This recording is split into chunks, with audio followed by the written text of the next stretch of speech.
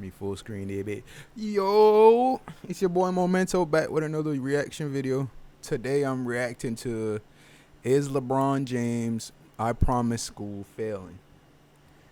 He's giving me, it's by Kip Kame 11, whatever that say. But y'all go check out his original video. But let's get into this reaction. Fuck it.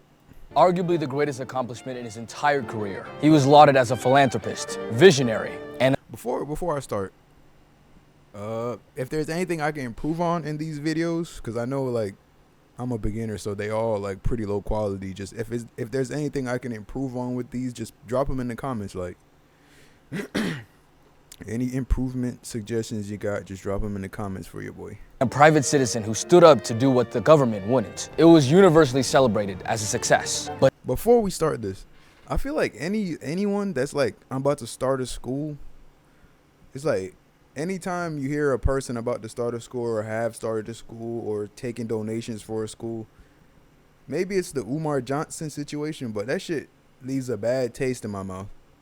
Because it's like, every time I hear about somebody starting a school, especially black people, it never works out. And I'm not saying that like a knock on black people. I'm just saying that as what I observe. Like the Umar Johnson shit, it sounds like he's just scamming. And now we're getting this about LeBron's school. since then, So for 3 years.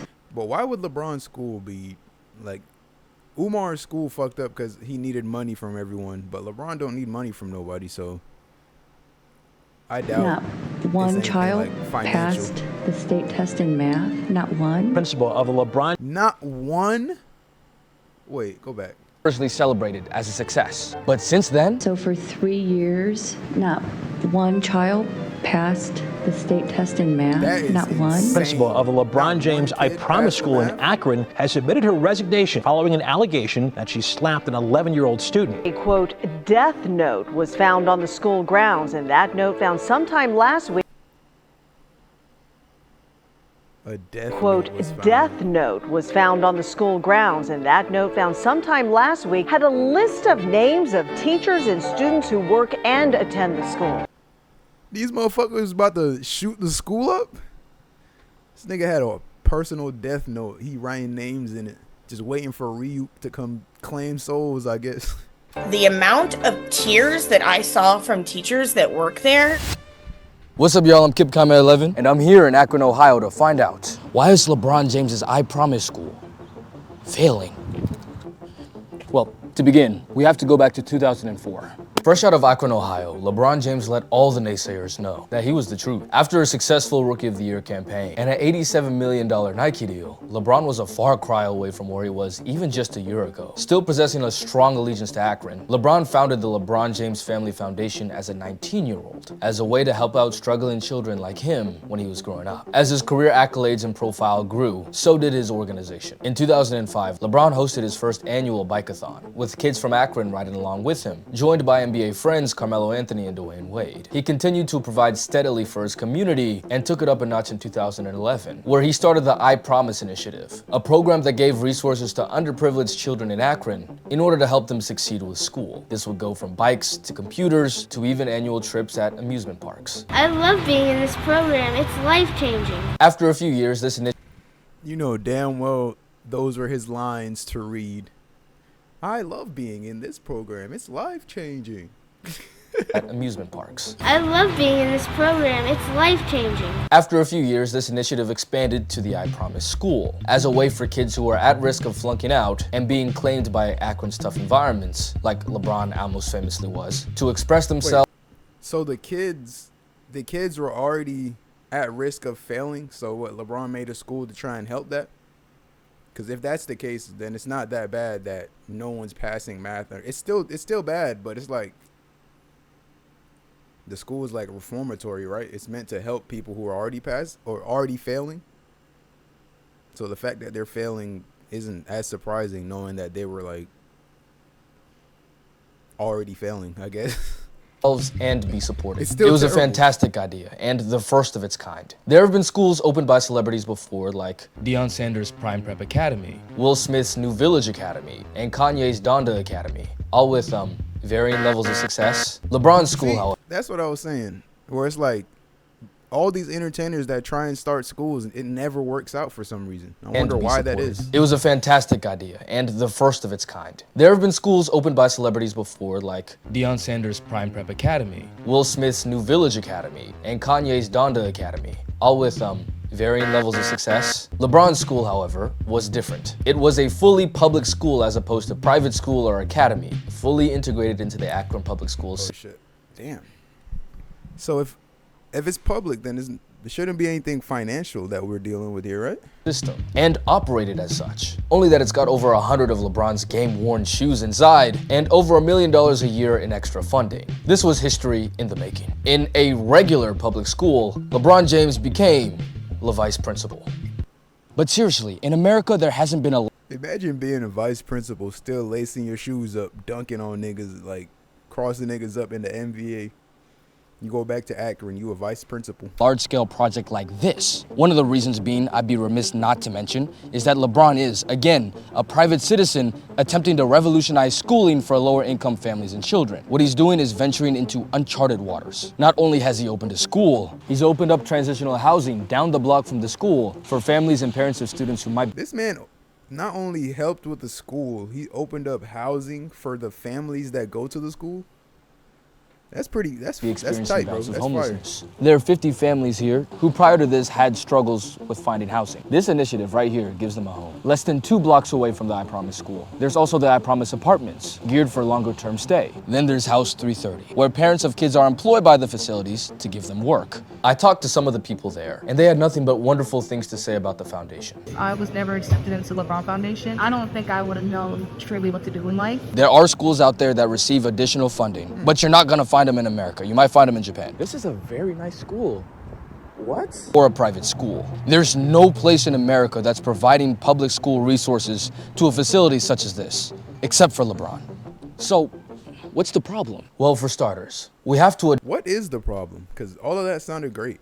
address what exactly it was that made I Promise so special in the first place. Beyond the grand name and media attention, there were genuine benefits that looked to be promising for children coming from different backgrounds. The inaugural principal for the school, Brandy Davis, an Akron native and 18-year veteran of Akron Public Schools, put it plainly in national news circuits. We are going to be that groundbreaking school that will be a nationally recognized model for urban and public school excellence. We are letting people know it is about true wraparound support, true family integration, and true compassion. Wraparound support, like a hug. That's one of the core tenets of the I Promise school. It's the vibe that LeBron James and his, family foundation we're looking to cultivate. It's plastered everywhere around the school, and it's even the first thing you see on the website, and also when you pull up to the school. The I Promise school was looking to create an environment where kids at school felt like they were at home, and that their teachers were family. This was accomplished in a multitude of ways. On top of the taxpayer funding that I Promise got as a part of the Akron School District, something for some reason that drew ire in the local press, there's about $1.5 million extra that the LeBron James Family Foundation provides for the I Promise school budget. Given its rather elaborate interiors and miscellaneous costs that came with new features, the foundation spent approximately $2 million in the school's inception. This extra spending goes for creating smaller class sizes for children, free bikes, hiring tutors for after-school programs, free breakfast, lunch, and afternoon snacks, as well as an on-site family resource center, which includes a food drive, GED education classes, and lawyer services for parents of the I Promise kids. Beyond I came into this video thinking it's gonna be some like crazy drama or some shit, but it just seems like this school is just great for the community, great for the kids that go there and the families. that, there was a significantly What could be like a negative here? longer school year from July to May, from 9 a.m. to 5 p.m., as well as 4 intervention specialists and an ESL teacher. All of this in Akron, home of one of the poorest school districts in the state. Then, of course, there are all the visits made by LeBron James, his shoes on the walls, and sometimes personalized messages and shout-outs from the king himself. To any kid, best school ever, right? The teachers thought so too. Oh, I actually thought it was going to be amazing. This is former I Promise school teacher Jessica Gerber, a 12-year veteran of Akron Public Schools, who started at the I Promise School in 2022. More on her later. The very first school year of the I Promise School started with much fanfare. I mean, after all, it was literally the LeBron school. Everyone and their mother wanted to know how it would turn out. So much so that LeBron's media company, Spring Hill Productions, commissioned a documentary on the first year of the I Promise School. You can find it on YouTube. I highly recommend it. It's an amazing watch. In the first few minutes, you can see there's a great amount of resources that truly do provide relief for families in serious need. It instilled hope in the family of those attending the school. LeBron James basketball player who's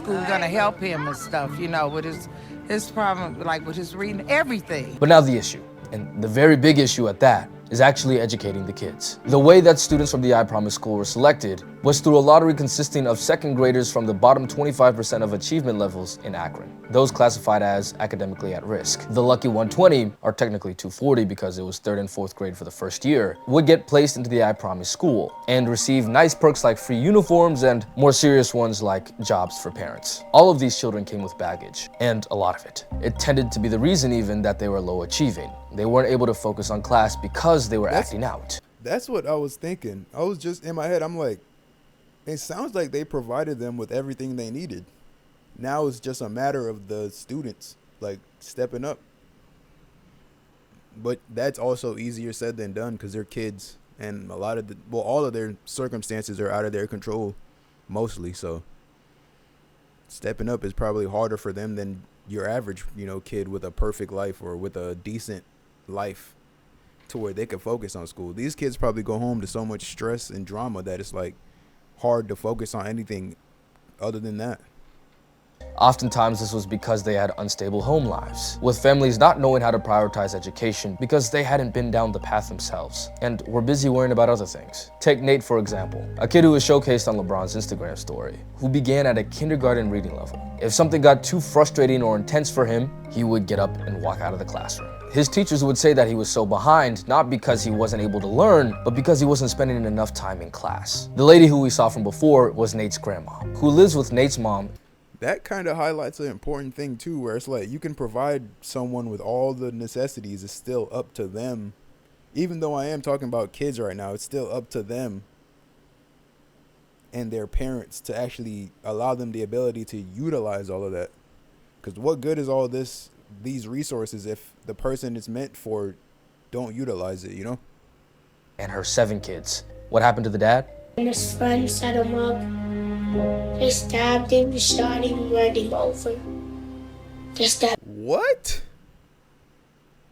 They stabbed him, shot him, ran him over. Stabbed him, shot him, and ran him over. They stabbed him with a stone. On top of that, Nate had experienced. And then it's like this little ass kid telling you that. You know how traumatic that got to be? The SWAT raid in his apartment complex after his uncle had been caught selling drugs. He says that he wasn't scared, but it's clear the experience impacted him. Oh, police, put your hands up! Nate is just one of such cases, and in a classroom, one of 20. In another class, there was a little girl who felt so unsafe that she would lock herself into one of the very fresh and new lockers at the school.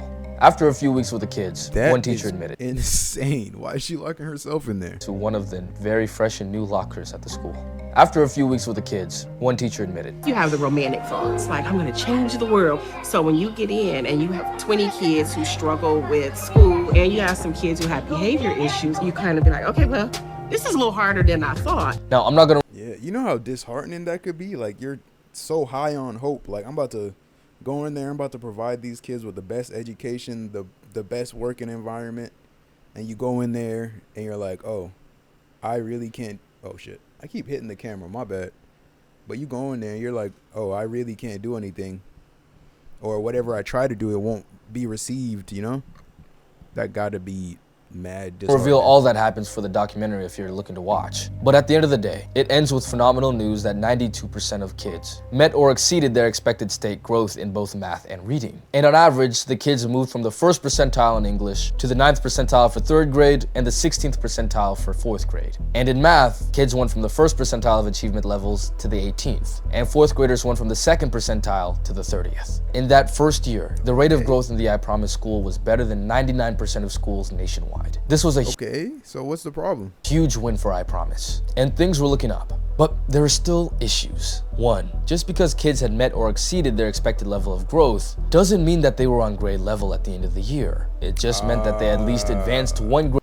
Okay, so it's like they grew a lot, but they're still behind Grade level in 1 year. There are some big success stories where some advanced further, but overall, many of the kids were still below grade level, advancing to the next grade. And beyond that, there are some more serious issues brewing.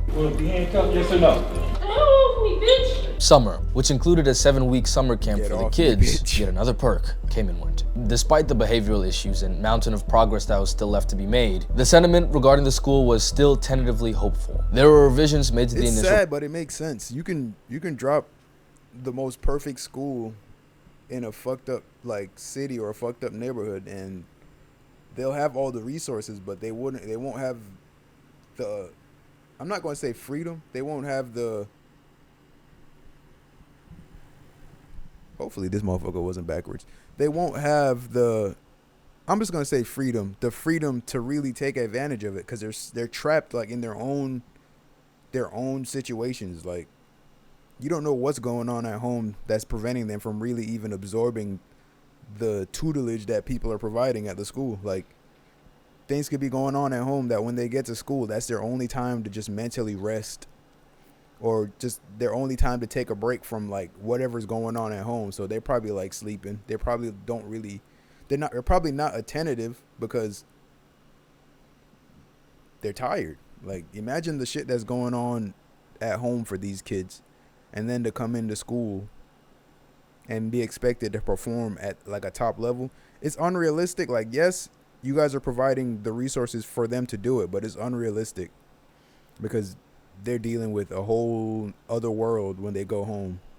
Plan of the school. One of the last ones being that they weren't going to add first and second graders like they initially intended to. But they moved on with the next cohort of third graders, and the original fourth graders became the inaugural fifth grade class. And it seemed like the sky was the limit. Then, of course, the pandemic hit. Now see, this is where things got bad. For a lot of us in the US in regular home and school situations, the pandemic was an inconvenience, sure, and lowered work ethics overall. I was a senior in high school and I experienced the strongest dose of senioritis I think one can get, but I came out relatively unscathed. For those in younger... That senioritis shit is so fucking true. Oh fuck, I keep hitting the camera. I remember my senior year of high school, I wasn't there. Like, I was there every day, but once I got to each class and fixed whatever I needed to fix, I went home. Like, I lived like a 10-15 minute walking distance from the school. So once I did everything I was required to do, my ass walked out that door and took my ass home. Grades, the result... Nigga, I was over that shit. Results were much more dire. Over the last 3 decades before the pandemic, 8th graders nationwide have steadily been getting better at standardized math tests. But from 2019 to 2022, almost half of that growth in 30 years has been lost, setting 8th graders in math back literally 2 decades. Now, imagine the kids at the I Promised 17 to 2022 have steadily been getting better at standardized math tests. But from 2019 to 2022, almost half of that growth in 30 years has been lost, setting 8th graders in math back. That's the pandemic lit in 2 years undid, what, 30 years of fucking... That's crazy. Literally 2 decades. Now, imagine the kids at the I Promise school. Kids like Nate with 6 other siblings, a mom that works nights, and a grandmother. He had to find a place to focus in all of that mess. Or some kids that may have their heat shut off, so they'd have to focus through the cold. A student at the University of Akron did a small study involving 10 teachers who taught at the I Promise school during the pandemic. The study found that all the teachers had significant issues getting the kids to follow instructions, and a large majority of them believed that their kids were performing worse than expected, while having overall negative behavior. There have been studies done about the disparities that were exacerbated in the pandemic between high-income and low-income families. And that was the same in the Akron School District, a lower-income district. They also suffered from what's known as learning loss during the pandemic. The amount of failing grades in math went up by 9%, and chronic absenteeism also went up drastically. Now, imagine... I get everything is declining, but during the pandemic, that it's not like this is just LeBron's school. This was every school. Like, I have a bunch of younger siblings that have to catch up or do things, or had to, after the pandemic was over and they were back in school. Like, it's not just like it's this school. It damn near happened to all schools to where everyone fell behind. Kids in the bottom quartile of this district in a situation like this. The ones that were hard enough to keep in the classroom during regular school. There wasn't any way this was going to end well. And it was a nasty halt to the momentum that had been building up. The kids that needed food and support had to now rely on teachers and employees driving around Akron, delivering them lunches and face-to-face communication. One teacher knew the route to every single one of her students' houses. And to get to them all, which she did routinely, it would take 3 hours. A quote from her as she was helping out a family. Your teacher gotta love you to really put that type of work in for you. And it really just, if I'm a teacher, I'm not driving 3 hours to go to each and every student house. dawned on me. School is not this family's main focus right now. They're literally surviving. Like many did, I promise got through the worst parts of the pandemic. It was hard, but they did it. But then things took a turn for the worse. Also developing this evening, the principal of the LeBron James I Promise School in Akron has submitted her resignation following an allegation that she slapped an 11-year-old student. Brandy Davis, the veteran principal. You can't. Let me see, go down. Let me see. Following an allegation that she slapped an 11-year-old student. Brandy Davis. See? Biceps like that, you can't be slapping kids, twin. The veteran principal, Akron born and bred, assaulted a student shortly after. And I'm not gonna lie, sometimes some kids need to get slapped. After pandemic restrictions on the school had been lifted. The testimony she gave was that there was a situation in the bathroom and a kid had took a dump in the urinal. One of the kids told Miss Davis, who was rushing to the scene of the crime, using some pretty crass language. This nigga shit in a urinal. His ass deserved more than a slap. I ain't gonna cap. Miss Davis then said she went into auntie mode. This nigga shit. This nigga shit in a urinal. Treating the kid like her own nephew and slapped him for using the S word. The kid's lip was split and bloodied. She immediately and profusely apologized to the family, but the damage had been done. From there, it's kind of downhill. Miss Davis was one of the main faces behind the entire operation. She's still listed as the principal on the... I mean, yeah, that kid deserved to get slapped, but she not supposed to be slapping kids. I Promise School website. But due to the incidents, she was immediately placed on paid leave in September of 2021. Davis then resigned in December of that year, and the school began a very turbulent period. While Davis was on paid leave, retired principal Charles Jones stepped in immediately to be the interim principal. Then after a month or so, principal of another APS school, Anthony Lane, took over for the rest of the school year. Going into the 2022-23 school year, things were looking bad. In just 1 year, the school had 3 principals. But they were able to secure a permanent principal, a University of Akron graduate and assistant principal from a nearby school district, Tawana Ham. She was a promising and eager prospect. But after 1 year, she was moved to another principal position in the district, and shortly after left Akron altogether. The district didn't give a reason, and when the local paper reached out to Ham for... Bruh, this is just speculation, but them kids gotta be bad as hell for niggas to just leave. Like, everyone's quitting. Comment, she didn't respond. Remember Miss Gerber from before? She was at the I Promise School for the exact same amount of time that Miss Ham was. And, well... I'll tell you a story from the first time I walked in. The very first day I had shared a classroom with an intervention specialist, and I walked in and he was like, the kid was... I'm not gonna lie, I don't have to watch more of this video. I feel like it's just gonna be... The school itself is decent. They provide a lot for the kids, but it sounds like it's kind of the kids and their at-home situations or whatever like life experience they have, and you know whatever is dictating their behavioral habits. Like it seems like that's more so the problem, not the school itself. But yeah, I'm not gonna finish watching this. It's probably gonna be the end of this video. If you fuck with it, leave a like, subscribe. But yeah, that's the end. I'm gonna fuck with y'all.